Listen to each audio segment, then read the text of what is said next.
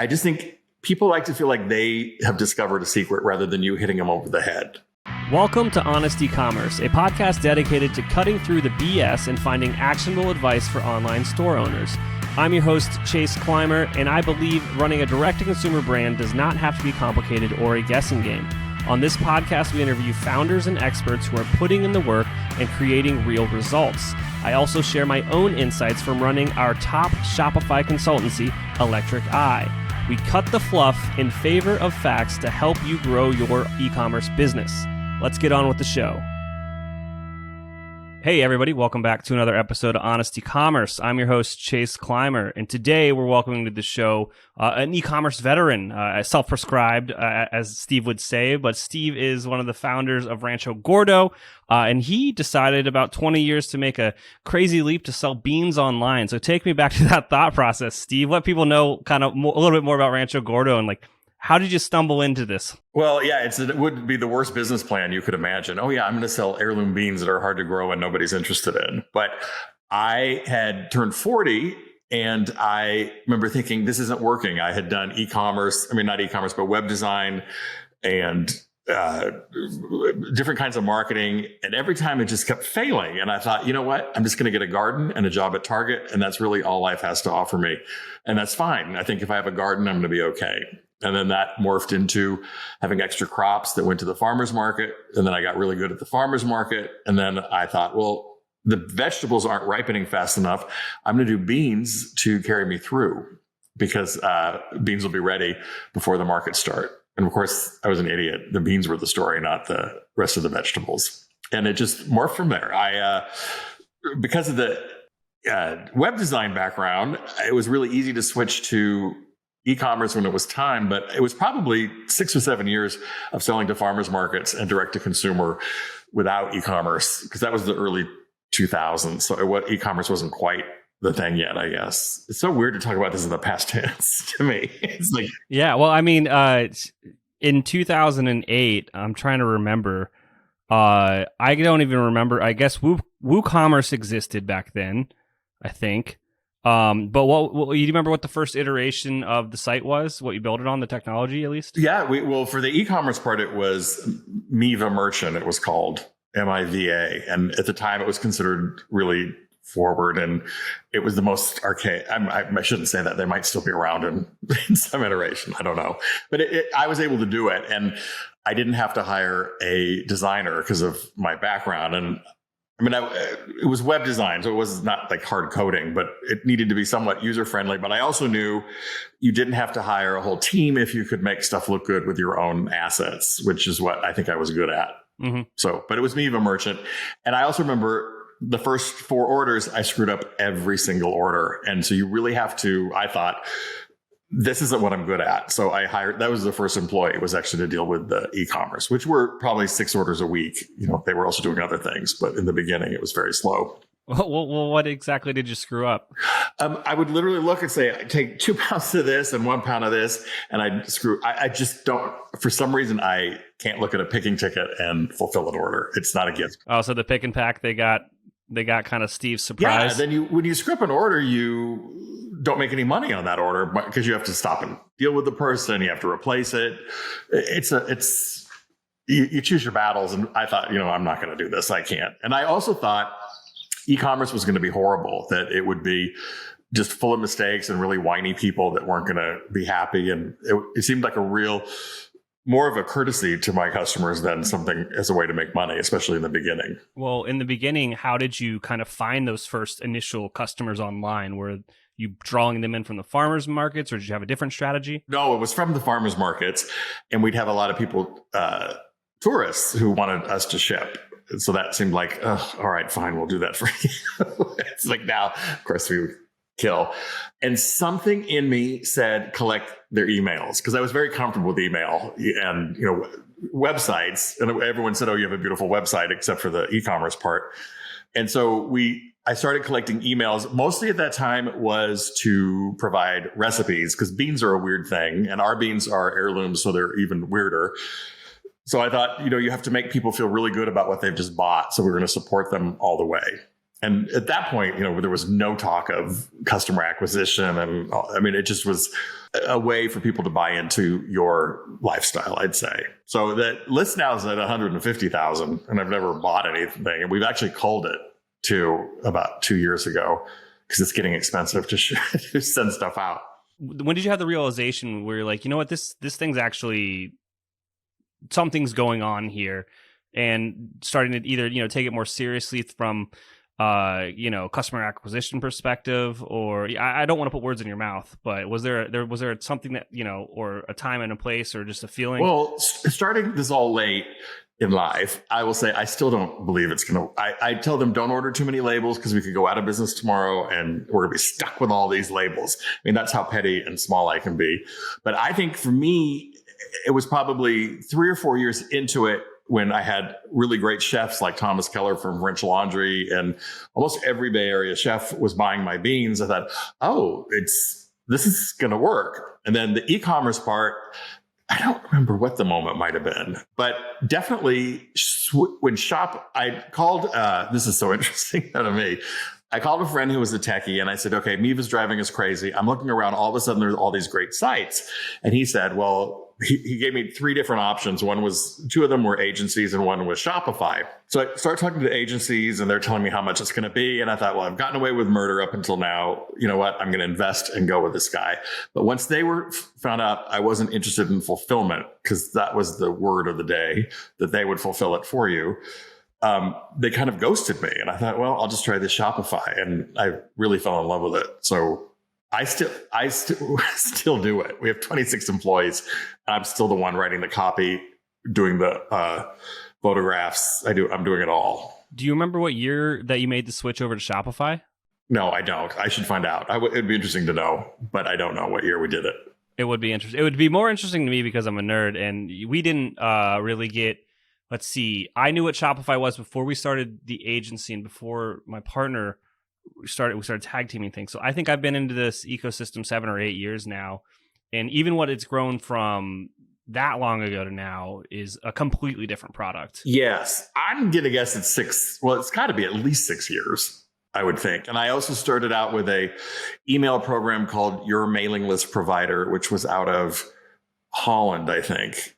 And it was really reasonable. And then I went straight to Klaviyo. That seemed like overkill. Then we went to MailChimp. But then MailChimp started kind of fighting with Shopify and the prices went up. And I thought, well, let's just go back to Klaviyo. And I'm in Klaviyo. But as you'll learn as we talk, I'm wasting my money because I'm not using any of the data. So you'll be a therapist today, too. Well, that's a conversation that we can have after this podcast. We're Klaviyo Gold partners over here, and when Andrew on my team finds out about that, he's going to email you. Yeah, no, I'm happy to talk about it. I'm sure there's a lot of low hanging fruit I'm just missing, but it's working. So, and then when people look at anyways, when people look at our open rates and our click rates and our buy rates, they're freaked out. They're so high, and it's like, well, it's not because of anything I did. I don't even know what a good one is technically. So, well, that's what happens when you have a product. That's the power of product market fit. When you have something that people want, please don't take this the wrong way. And I'm not saying this about you, but you can put out a subpar experience and people will still, go through with it to make the purchase because they love the product that much. No, trust me. I could, there's a ton more I could do for sure, but it's working is the weird thing. And I think part of it is, I was in some early on Facebook, I was doing some Shopify groups. And the difference is a lot of these people are e-commerce people. And I'm actually a bean person using e-commerce. So I think that's the main difference. Well, absolutely. But what you're saying is you don't have to be an expert as long as you have passion about your product. For sure. You can start a business. You just have to listen to your customers. Yeah. And listening to some of these people, it's like, dude, you should go do a pop-up or walk the streets or do something. But they're just sort of waiting for that whole, if you build it, they'll come. It's like, well, not really. I mean, if it's a great product, sure. But it does take a little more work. And I think depending on technology is a mistake for a lot of people. Yeah, well, even now, Shopify itself, the barrier of entry to build an e-commerce business has never been lower in the history of the world. But your competition is higher than it's ever been. And if you're not building something that's going to differentiate yourself, if your product knowledge or your passion about the problem that you're solving doesn't exist, why would someone pick you over the dozens of others that exist, you know? No, but that's the great equalizer to me, and why e-commerce is so exciting is it's really based on your talent, not on your budget. I mean, there is some budget stuff and you can be obnoxious and bombard people with stuff. But if you're really clever and you've got a great idea and people can smell that, you could still make it. I don't know how much longer it'll be like that, but I think it's really democratic in the best sense. If you're struggling with scaling your sales, maybe Electric Eye can help. Our team has helped our clients generate millions of dollars in additional revenue through our unique brand scaling framework.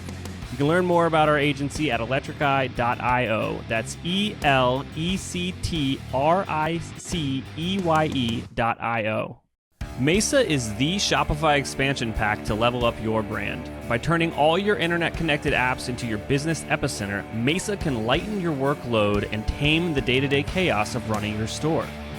Join other successful brands that have learned how to balance clever workflows with a solid infrastructure to get more done without more overhead. Whether you need to order data in Google Sheets, products on Etsy, or customers added to HubSpot, Mesa has you covered. Peace of mind is right around the corner when all your apps are working seamlessly together. To put it quite simply, Mesa is a better way to work. Search Mesa, that's MESA, in the Shopify App Store and download the app today. Is your store holiday ready? Now is the time to make sure you and your team are prepared for the busy season ahead. Gorgias, an omni-channel help desk built for e-commerce, has machine learning functionality that takes the pressure off small support teams and gives them the tools to manage a large number of inquiries at scale, especially during the holiday season. Gorgias combines all your different communication channels like email, SMS, social media, live chat, and even phone into one platform and gives you an organized view of all your customer inquiries. Their powerful functionality can save your support team hours per day and makes managing customer orders a breeze. Merchants can close tickets faster than ever with the help of pre-written responses integrated with customer data to increase the overall efficiency of customer support. Their built-in automations also free up time for support agents to give better answers to complex product-related questions, providing next-level support, which helps increase sales, brand loyalty, and recognition. Eric Bandholtz, the founder of Beard Brand, says, "We're a seven-figure business, and we have essentially one person on customer support and experience. It's impossible to do it without tools such as Gorgias to help us innovate." Learn how to level up your customer support by speaking to their team. Visit gorgias.grsm.io/honest. Mention this podcast when you sign up to get 2 months free. That's gorgias.grsm.io/honest. Today's show is sponsored by the BeProfit app for e-commerce sellers. If you're looking to get a crystal clear picture of your online store's profitability, the best way to do that is with the BeProfit Profit Tracker. Your online business probably has a ton of different expenses that often shift and change. What if you could keep accurate track of things like ad spend and production costs and get an accurate profit margin calculation without the headache of spreadsheets or half-baked apps? That's where BeProfit comes in. BeProfit lets you analyze all of your store's data quickly and accurately to stay on track and optimize your profits. I know a lot of our listeners out there probably keep track of their profits and expenses with a spreadsheet. That will work for a while, but as your store starts to scale up, that simply isn't a viable method of accurately measuring profitability anymore.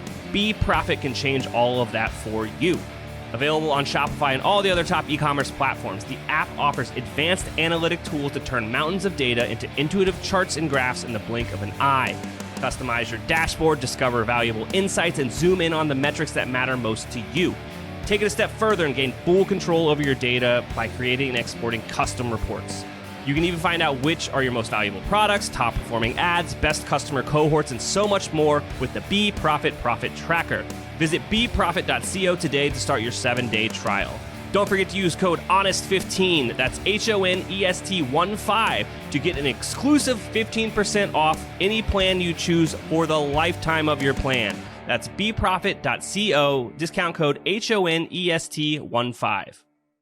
Getting an online business off the ground isn't easy. So if you find yourself working late, tackling a to-do list that's a mile long with your 5th cup of coffee by your side, remember, great email doesn't have to be complicated. That's what Klaviyo is for. It's the email and SMS platform built to help e-commerce brands earn more money by creating genuine customer relationships. Once you set up your free Klaviyo account, You can start sending beautiful, branded messages in minutes thanks to drag-and-drop design templates and built-in guidance. And with e-commerce specific recommendations and insights, you can keep growing your business as you go. Get started with a free account at klaviyo.com/honest. That's KLAVIYO.com/HONEST. Let's go back a little bit. You make the switch over to Shopify and you're all in on the e-commerce side of things. What's worked for you as far as new customer acquisition and growth? Like what kind of helped you scale the email list to a point where you got 150,000 subscribers after deleting some? Well, it's been word of mouth. I have never paid for a Facebook ad, believe it or not. And I've never paid for Google placement. And if you type in heirloom beans, we're the first 2 pages of Google searching. With Facebook, if we had an event at we also have a retail store too. If we had an event at the store, I would try and find local people and do an ad for them, but I would never spend over $25. So it's all been word of mouth, I hate to say. But we've grown, I have to tell you, between 15 and 25% every single year since I've started. It has never gone down, except for in 2020 where we doubled because of the pandemic and people were eating beans like crazy. Mm-hmm.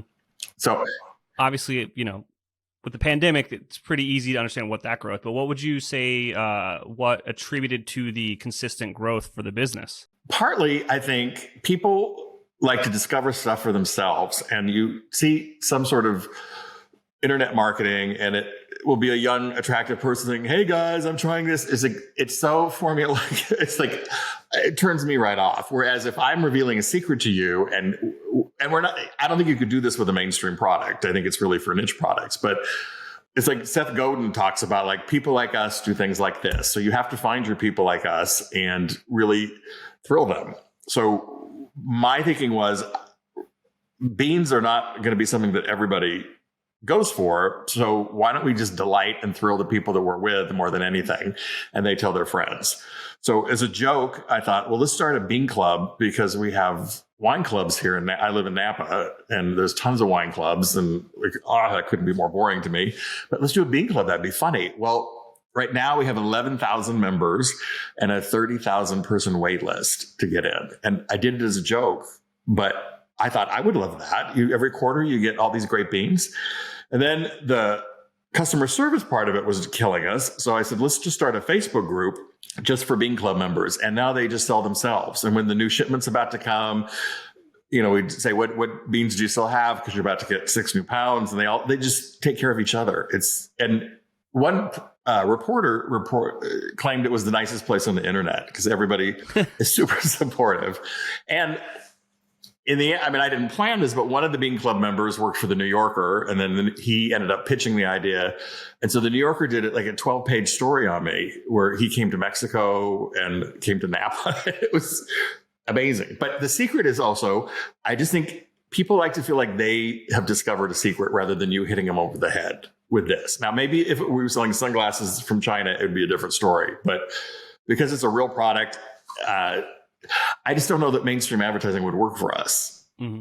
So I'm sorry, I'm going all over the map, but all my stuff. No, it's a very interesting story. But I think, the one thing I want to really point out here, and you kind of highlighted on it was how niche your product is. It just shows how passionate your community will be around it. And you guys serving your customers in such a passionate way and building the community around it.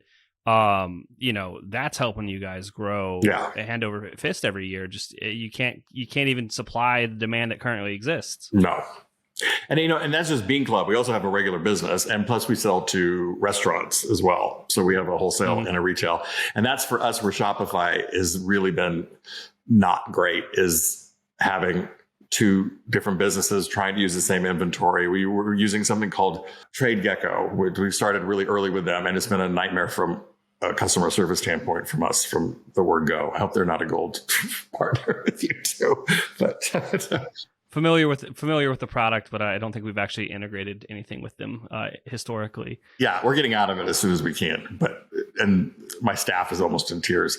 We also are very, I don't want to say political, but I am. So, that hasn't hurt us is the interesting thing. It's only helped. So by that, you mean just being true and honest to the brand through your own personal voice and like how that resonates with your customers? Well, for one, we're really big on immigration issues. So we started donating money to a group called No More Deaths that provides water for people trying to cross the border. And, a lot of times it's our policies that will create situations that they have to flee from. So it's like all of our problems. And, we take drugs. They don't mostly. So, it's our problem too. So we donate some money. Originally, we got a lot of blowback from that. But then I've had some great conversations too, where people, it's a humanitarian thing. And I'm all for immigration reform, drug reform, everything. But, these people are dying. And then after the Parkland shootings, FedEx was giving a discount to NRA members. And this isn't about gun rights. It was about the NRA. So we actually cut them and we got a lot of publicity from that. And we got a lot of people upset, but we had even more people was a letter writing campaign thanking us. So, but now we're back with them. So, but once in a while, I think you have to draw a line in the sand about stuff that really matters to you and it's culturally relevant. Mm-hmm. Well, I think it's just one thing that people need to know that at the end of the day, it's your business and you can make any choice that you want. Yeah. Well, the funny thing is people say businesses should never take us. We'd have people on the opposite sides telling me that. And I said, really? Because I think there's a lot of Coca-Cola is giving a lot of money to political things. They're just not wearing it on their sleeve like I am. Corporations are involved in politics all the time. I'm just being upfront about it. So now, is there anything that I haven't asked you about the growth of Rancho Gordo that, comes to mind that you want to share with our audience? Well, I think, keeping up with what's going on, everything's data driven. If you change the box from blue to red, you're going to get a 0.2% increase in clicks. I find that really boring unless the box is gorgeous and will help enhance the experience of buying the beans with us. I think also I'd see other companies that are just so caught up in data, which is, I'm sure I'm wrong about it, but I just think it's really important to know what your product is and have a passion for it. And that also you can be sort of old fashioned. We have a retail store that does really well. Our retail staff is also our customer service staff. So we keep that in-house and it's really expensive, but I think, these people are hard to find. So I overpay them, I think. No, I don't overpay them. I pay them what they're worth. But they have to know how to cook. They have to know how to check a package. They have to help someone with a Christmas gift. And then they have to know how to work the inventory system. So I think they're really valuable. And I don't think you can farm that out. So I'm just saying there's a place, I would say, for old fashioned business, like in the old days. And we're not built to sell. You can tell some companies are built in order to be sold later. And we've had a lot of, especially lately, interest. And it's like, it doesn't feel like the right thing to do. So I'm not going to. Absolutely. No, I think so. You can be, my flag is you can be old and still do this and have a great time and be successful. There's nothing wrong with a lifestyle business. I think that is something that's been put out there by, I don't know. It doesn't appeal to me either. I think that there's nothing wrong with just having a beautifully profitable, fun business that, waking up and going to work every day is fun. Yeah, I wouldn't go that far, but yeah, it's close, but it's most days, I will say. Yeah. Our big issue is, securing farmers to grow our beans because the heirlooms taste better. They're harder to grow and they're fussier, but the payoff is, the flavor and the texture. And, you can go to the grocery store and get really crappy commodity beans for, $2 for a sack, and ours are $7 and $8. And we're hopefully not having to go any higher than that, but it's still pennies a serving and everybody wins. And it's, we're, growing mostly in California. Finding the supplier is a real tough thing, which I'm sure is the same thing if you're, printing books in Asia or whatever. Supply chains are really a horrible issue right now. Absolutely. Yeah, it's something that a lot of our prospects and clients are currently dealing, especially for those not in the know. We're recording this 1 week before Black Friday and Cyber Monday. So it's probably peak on the mind for kind of anyone out there. We started the 10th. I thought, I can't do this again. Last year was a nightmare. And I thought, oh boy, it's only going to be worse because the post office has promised they're going to charge more and give us worse service. And I'm sure that's going to be with everybody. So we actually started our Black Friday last week. And, but stuff's dribbling in. So we're going to actually have to do another Black Friday announcement. Oh, and Can I tell you another thing? We've never discounted a pound. I've never offered a sale ever, not one. So I think that's a slippery slope to go down. I mean, maybe it helps with certain commodity items, but our Black Friday is all about, here's the new stuff we're doing, and these are great gifts, and here's recipes to go with them. Yeah, no, I think that you are correct that when you are building your brand out, the way that you establish discounting into your business model needs to be really not a snap decision. You really have to understand your margins and how it's going to affect things if you're successful in 3 years, 5 years, 10 years. And if you're successful and you have people that really love what you're doing, they're going to wait for the sales, and they're going to so your very best people are going to screw up your margins, I think, too. Absolutely. Yeah. Steve, this has been a wonderful conversation. One, it was a refreshing perspective, and I liked hearing a lot of this from you. But I think what resonated most with me is, as long as you have a passionate marketplace and you have a quality product, it's almost hard not to succeed. Yeah, no, I would buy that. Yeah, and also know your customer. I mean, I'm trying to please me, and that's really much easier than figuring out what other people want. Like, what do I want, and how would I make myself happy? And that's been my tool. And I think it works. That natural curiosity is what led you to producing the product in the first place, and then going to market with it. Yeah, but feel free to call me with suggestions. I'm open.